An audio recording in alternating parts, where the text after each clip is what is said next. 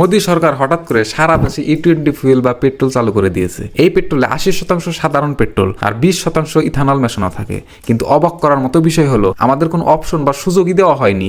আপনি চান আর না চান আপনার বাইকে এই E20 তেলই ভরতে হবে এখন থেকে। কিন্তু তার থেকে বড় খবর হলো এই সিদ্ধান্তের ফলে সব থেকে বেশি কার লাভ হইতেছে?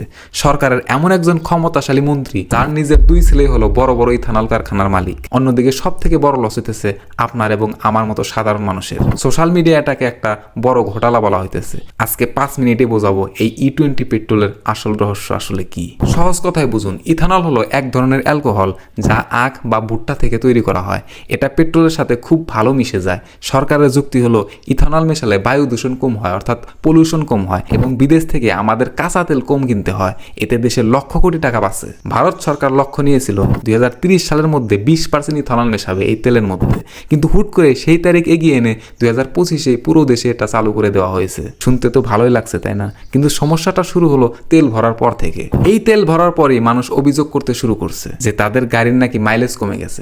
কারো গাড়ি আগে 1 কেজি তেল দিয়ে 12 কিলোমিটার চলতো, আর এখন সেই গাড়ি 1 কেজি তেল দিয়ে 9 কিলোমিটার চলতেছে। কারণ ইথানল পেট্রোলের চেয়ে 30% কম শক্তি তৈরি করে। পেট্রোলে যত বেশি ইথানল থাকবে আপনার গাড়ি তত কম ছুটবে। কিন্তু এর থেকেও বড় বিপদ হলো আপনার গাড়ির ইঞ্জিনের। ইথানলের একটা ধর্ম হলো যে বাতাস থেকে জল টেনে নেয়। যদি আপনি গাড়ি রোজ না চালান তবে আপনার গাড়ির তেলের ট্যাঙ্কে জল জমতে শুরু করবে এবং ইঞ্জিনে জম ধরবে। 2023 সালের আগের বেশিরভাগ গাড়ি এই তেলের জন্য তৈরি হয়নি, অথচ সরকার আমাদের বাধ্য করছে এই তেল ব্যবহার করতে। ভাবুন একবার, আপনি একই দামে পেট্রোল কিনতেছেন কিন্তু আপনার মাইলেজ কমে গেছে আর ইঞ্জিনের আয়ু শেষ হয়ে যাইতেছে। এবার আসুন আসল পয়েন্টে। কেন্দ্রীয় মন্ত্রী নীতিন গডকরি 2018 সালে বলছিলেন পেট্রোল মিশিয়ে দাম 50 টাকা লিটারে নামিয়ে আনবেন। আজকে 2026 সাল, পেট্রোলের দাম কি কমছে?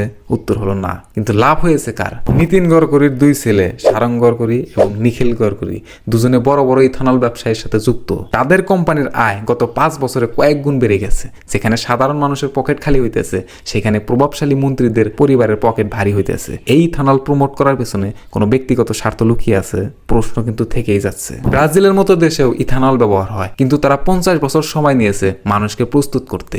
আর আমাদের দেশে মাত্র 5 বছরের মধ্যে জোর করে এটা চাপিয়ে দেওয়া হলো। জনগণের সুবিধা নয়, যেন কোম্পানিগুলোর পকেট ভরার তারা বেশি। সরকারের কাছে আমাদের 3টা দাবি হওয়া উচিত ছিল। নাম্বার 1, মানুষকে সময় দিতে হবে। নাম্বার 2, পেট্রোলের দাম কমাতে হবে। আর নাম্বার 3, সাধারণ মানুষকে অপশন দিতে হবে যে সে সাধারণ পেট্রোল নেবে নাকি ইথানল নেবে। এটা কি সত্যি দেশের উন্নয়ন নাকি সাধারণ মানুষের সাথে এক বড় ধান্দাবাজি? কমেন্টে আপনার মতামত জানান। ভিডিওটা শেয়ার করুন যাতে আপনার বন্ধু বান্ধবের গাড়িগুলো অন্তত বেঁচে যায়। দেখা হচ্ছে পরের ভিডিওতে। ততক্ষণ পর্যন্ত ভালো থাকবেন, সুস্থ থাকবেন। আল্লাহ হাফেজ।